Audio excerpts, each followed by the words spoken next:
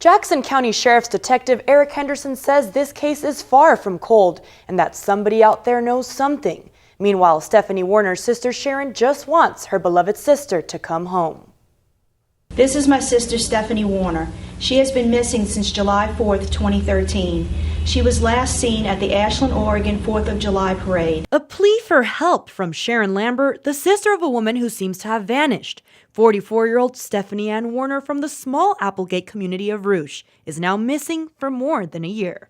We are praying constantly for her return and have not given up hope in finding her. And neither is Jackson County Sheriff's Detective Eric Henderson. He's been in charge of the case since Warner's mother reported her missing on July 9th, 2013. At this point in time, we just can't rule out the possibility that Stephanie Warner was the victim of foul play.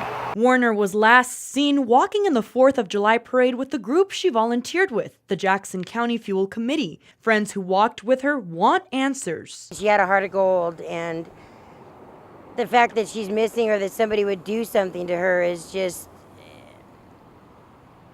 it's unfathomable that they would do something. Detective Henderson says the last person to see Warner is also the only person of interest in her disappearance. Her boyfriend, 61-year-old Lenny Laverne Ames, also known as Lonnie. Detective Henderson says after the parade, surveillance video from this Chevron gas station in Medford off Stewart Avenue shows that Warner and Ames made a pit stop here. Detective Henderson also believes Warner did make it back to her Rouge home. Henderson also says he knows Warner's car was driven that 4th of July night. Because of a prior DUI, it only starts with a breathalyzer device and records when it's blown into. But who drove the car remains a mystery. It was driven for about 3 hours. 2 days later, Warner's mother reported her missing. Detectives went to the Rouge home that day and discovered Ames. His son, 31-year-old Jared Fournier, and Fournier's girlfriend were living at Warner's house at the time.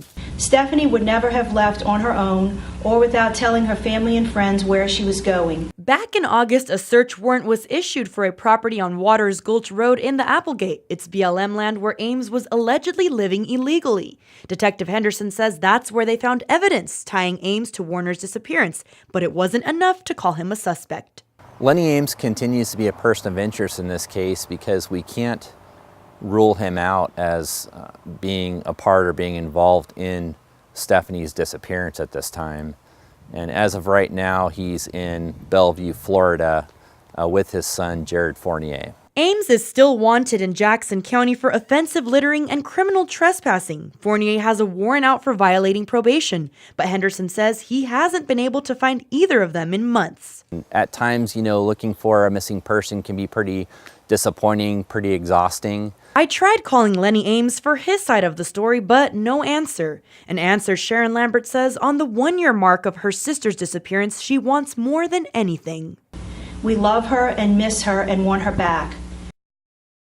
In part 2 of this special report, we take a look at Stephanie Warner's property, and I talk with one woman who's volunteered her time to try and crack this case. If you have any information on Warner's disappearance, call the Sheriff's Office at 774-8333. Tune in to NBC5 News tomorrow. In the studio, Roma Villavicencio, NBC5 News.